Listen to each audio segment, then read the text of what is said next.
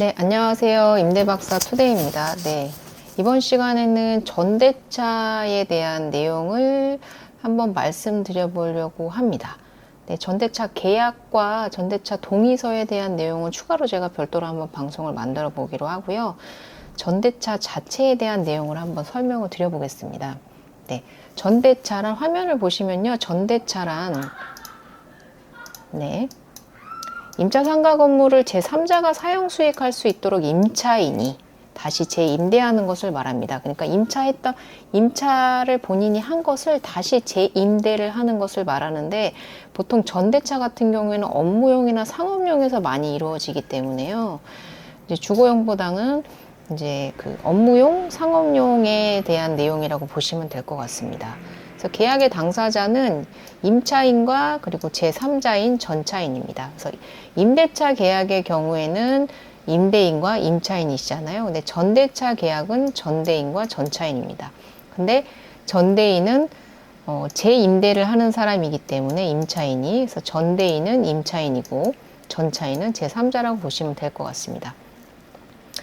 전대차는 기본적으로요, 민법상 전대는 원칙적으로 금지입니다. 그러니까 기본적으로 별도의 특약이 없는 한, 그냥 동의 없이 한 전대는 원칙적으로 금지다, 이렇게 보시면 될 것 같은데, 별도의 특약이 있는 경우에는 그 별도 특약을 따르게 되어 있거든요. 그래서 별도의 특약이 없는 한, 임대인의 동의 없이 임차인이 전대한 때에는 임대차 계약을 해지할 수 있습니다. 반대로 말하면 임대인이 동의한 경우에는, 별도의 특약으로 임대인이 동의한 경우에는 전대차가 가능하다, 이렇게 말씀을 드리겠습니다. 그래서 전대차 동의 조건은요, 전대차 계약이 체결되기 전이든 후이든 상관이 없고요. 그게 묵시적이든 명시적이든 상관이 없습니다. 그러니까 뭔가 증거를 남기던 그렇지 않던 상관이 없는데요.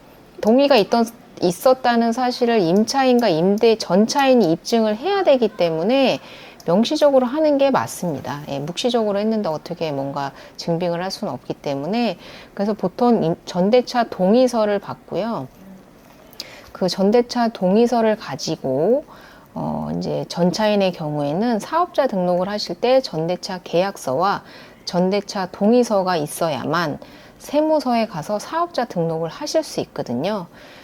그렇기 때문에 보통은 전대차 동의서의 명시적인 방법으로 동의를 얻고 이제 전대차 계약을 진행하게 된다, 이렇게 보시면 될 것 같습니다. 임대차 동의를 받은 전대차의 효력에 대해서 한번 말씀을 드려보면요. 기본적으로 전대차 같은 경우에는 임대인의 동의를 받아서 하셔야 되기 때문에, 전대차가 기본적으로 효력을 갖기 위해서는 임대인의 동의를 받는 것이 기본이다, 이렇게 보시면 될 것 같고, 전대차 계약이 동의를 받은 경우에는 유효한가 무효한가에 대한 내용인데, 임대인에게도 대항할 수 있고요, 전대인에게도 대항할 수 있습니다. 근데 대항하는 내용이 조금 차이가 있는데요. 기본적으로 전대인에게 대항할 수 있다라고 보시면 되고요. 부가적으로 임대인에게 대항할 수 있는 부분이 있다, 이렇게 보시면 될 것 같습니다. 그래서 전대차 계약의 대항력을 보시면요. 전대인이 누구죠? 임차인입니다. 계약 해지 사유가 발생한 경우, 이제 그러니까 임차인이 임대차 계약에서 계약이 해지가 되는 사유, 뭐가 있나요? 가장 대표적인 사례로는 차임이 연체되었을 경우입니다. 이제 주택 같은 경우에는 2기의 차임이 연체되는 경우이지만, 업무용과 상업용 같은 경우에는 3기에 달해서 연체됐을 경우에 계약의 해지 사유입니다. 근데 만약에 임차인이 월세를 3개월 밀렸어요. 근데 전차인 같은 경우에, 전대인은 이꼬르 임차인입니다. 그죠? 그러니까 전차인은 전대인한테 꼬박꼬박 월세를 지불을 했는데, 이 전대인이 임대인한테 임대료를 내지를 않은 거예요. 그래서 3개월 동안 3개 달에서 연체가 돼서 계약의 해지 사유가 발생을 했을 경우에 전차인도 나가야 되는지에 대한 문제입니다.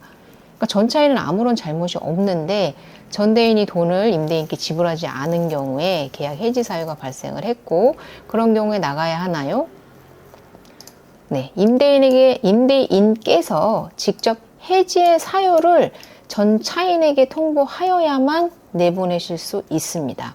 그리고 6개월 이후에 효력이 발생하기 때문에 전 차인이 이거를 통지를 받은 날로부터 6개월 후에 퇴실하시면 됩니다. 그래서 전 임차인의 계약 해지 사유에 대한 대항력, 전 차인은 이렇게 가지실 수 있다라고 말씀을 드리겠고요. 그리고 두 번째로는 임대차 계약 기간이 종료됐을 경우에 전대차도 종료가 되는지에 대한 내용인데요. 그렇습니다.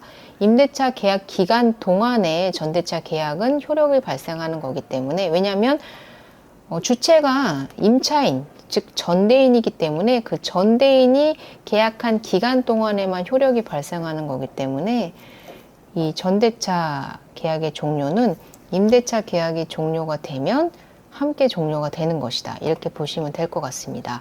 그리고 세 번째로는 임대차 계약이 중도에 임대인과 임차인의 협의로 인해서 그냥 임의 종료되는 경우가 있습니다. 그러니까 중도 퇴실이죠. 아니면 그냥 어떠한 이유든 임대인과 임차인이 협의를 해서 종료를 시키거나 아니면 임차인의 어떠한 부득이한 사유로 인해서 중도에 퇴실을 해야 되는 경우에 임대차 계약 기간이 아직 남아 있는데 그때도 전대차 계약이 종료가 되는지에 대한 여부인데요. 그렇지 않습니다. 이거 같은 경우에는 임대인과 임차인이 협의하에 의해서 계약이 종료가 된 거기 때문에 사실 임대차 계약 위반이거든요. 그렇기 때문에 전대차의 계약에는 영향을 미치지 않습니다. 그래서 임대차 기간 내에 설정한 전대차 계약 기간은 그대로 유지받을 수 있고 임대인에게 대항할 수 있습니다. 예, 그래서 이 부분에 대해서는 그렇고요. 전차인이 설치한 물건을 부속물 매수 청구할 수 있는지에 대한 내용인데요. 이것도 임대인과 전대인에게 대항할 수 있습니다. 단 사전 동의를 얻은 경우에만 가능합니다. 근데 기본적으로는 임대인에게는 이러한 부속물 매수 청구권을 청구할 수 없으나 임대인의 동의를 받은 전대차의 경우에 사전 동의를 얻은 경우에 한해서 전차인이 설치한 부속물 매수 청구를 임대인에게도 할 수 있다. 이렇게 보시면 될 것 같습니다. 근데 반대로 임대인에게 동의를 받지 않은 전대차의 효력 과연 있을까요? 무효일까요? 유효일까요? 임대인에게는 기본적으로 대항할 수 없습니다. 그리고 전대인에게는 대항할 수 있습니다. 그러니까 임대인에게는 대항할 수 없다라는 건 다시 말해서 퇴실해야 한다는 겁니다. 기본적으로는 퇴실을 하셔야 합니다. 왜냐하면 임대인에게는 대항할 수 없기 때문에. 무단점유거든요. 그러니까 억울하지만 임차인이 전대차 동의를 받지 않고 무단으로 전대차를 한 거기 때문에 전차인의 경우에는 무단점유를 하고 있는 것과 마찬가지입니다. 임대인 입장에서는.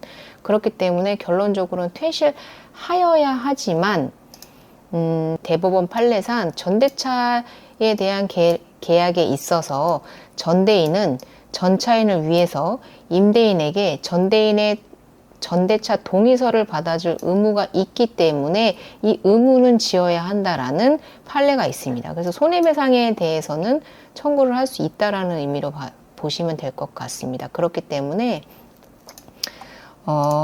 결론적으로는 이제 동의를 받지 않은 전대차의 경우에는 퇴실을 하셔야 됩니다. 민법상 전대는 원칙적으로 금지를 하고 있기 때문에 임대인이 자신의 동의 없이 전대한 때에는 임대차 계약을 해지할 수 있기 때문에 임대인에게는 대항할 수 없고 무단점유에 해당하기 때문에 퇴실을 하여야 하지만 전대인과 전차인과의 계약은 유효하기 때문에 그리고 대법원 판례상 전대차 동의서를 받아줄 의무가 전대인에게 있다고 대법원에서 판시한 사례가 있기 때문에 전대차 계약에 대해서 전대인에게는 대항력이 있다고 보실 수 있습니다. 다만 임대인에게는 대항력이 없기 때문에 계약이 해지가 되면서 퇴실을 하셔야 된다. 이렇게 보시면 될 것 같습니다. 그리고 일부 부분에 대한 전대차 같은 경우에는 대부분 가능하다 이렇게 알고 계실 텐데요. 맞습니다. 민법 조항상에도 일부 부분에 대한 전대차는 임대인의 동의 없이 가능합니다. 다만 별도 특약이 없는 경우에 한해서입니다. 별도 특약으로 민법 조항은 미적용되지만 특약으로 일부 부분에 대한 전대차조차도 금지하는 조항이 있는 경우에는 계약 해지 사유가 됩니다. 그래서 임대인의 경우에는 일부 부분에 대한 전대차조차도 하지 않도록 하고 싶은 경우에는 일부 부분에 대한 전대차조차도 금지한다라는 특약을 넣으셔야 하고요. 임차인의 경우, 즉 전대인의 경우에는 이런 일부 부분에 대한 전대차에 대한 특별한 특약이 없는 한, 금지하는 특별한 특약이 없는 한 일부 부분에 대한 전대차는 가능하시기 때문에 임대인의 동의 없이 하셔도 된다. 이렇게 말씀을 드리겠습니다. 네. 정리를 드리면 이제 전대차 같은 경우에는 이제 임대한 물건을 다시 재임대하는 거라서 제3자에게 사용 수익할 수 있도록 하기 때문에 전대인은 반드시 임대인에게 전대차 동의를 받아줘야 될 의무가 있고요. 다만 임대인의 경우에는 임대인의 동의 없이 진행된 전대차 계약의 경우에 거부할 수 있는 거부권이 있기 때문에 임대차 계약의 해지 사유가 된다라는 점.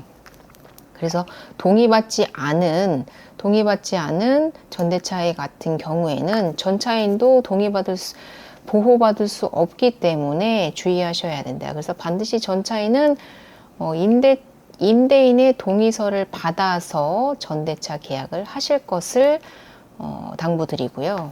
네, 이상 전대차 계약에 대한 대항력에 대해서 한번 알아봤고요. 다음번 시간에는 한번 전대차 계약서와 전대차 동의서에 대한 구체적인 내용에 대해서 한번 설명을 드려보도록 하겠습니다. 도움 되셨길 바라고요. 이상 방송을 마치고 다음번 영상에서도 더 좋은 영상으로 찾아뵙도록 하겠습니다. 네, 감사합니다.